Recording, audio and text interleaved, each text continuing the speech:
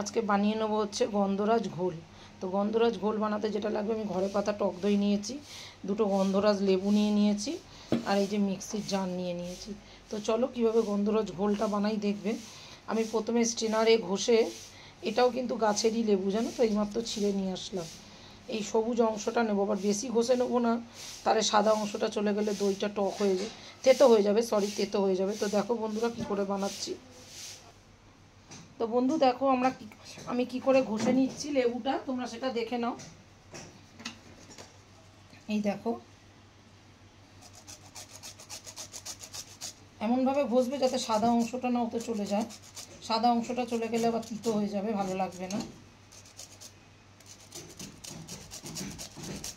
আর লাস্টেই গন্ধরাজ লেবুর রসটাও চিপড়ে ওর মধ্যে দেব, শুধু এইটা দিলে হবে না।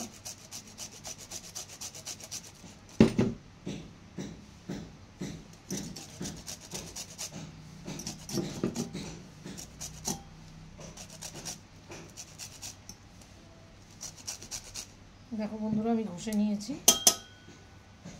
এইবার দিয়ে দেবো স্বাদ অনুযায়ী বিট লবণ, তারপর দিয়ে দেবো হচ্ছে, আমি এখানে চিনি গুঁড়ো করে রেখেছি, তোমরা চাইলে এমনি চিনিও দিতে পারো, আমি গুঁড়ো করে রেখেছি তাই। অনেকটাই পরিমাণে বানাবো, 5-6 গ্লাস, সেজন্য একটু বেশি পরিমাণে চিনি দিলাম।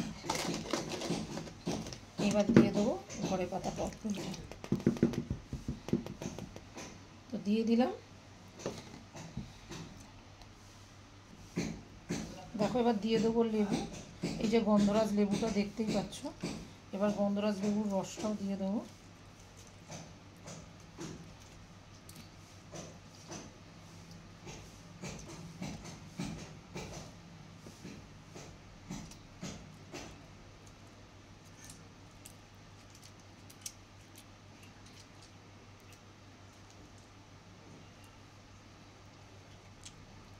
এবার আমি মিক্সিতে এটা ঘুরিয়ে নেবো, তারপর তোমাদের দেখাচ্ছি।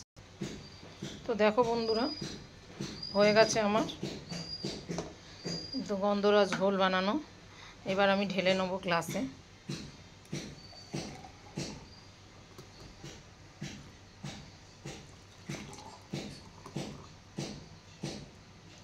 তোমরা চাইলে একটু এর মধ্যে দিয়ে দিতে পারো বরফ, কিন্তু আমি দিলাম না।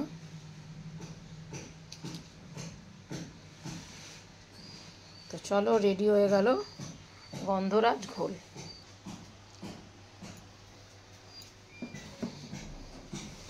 তো দেখো রেডি হয়ে গেল।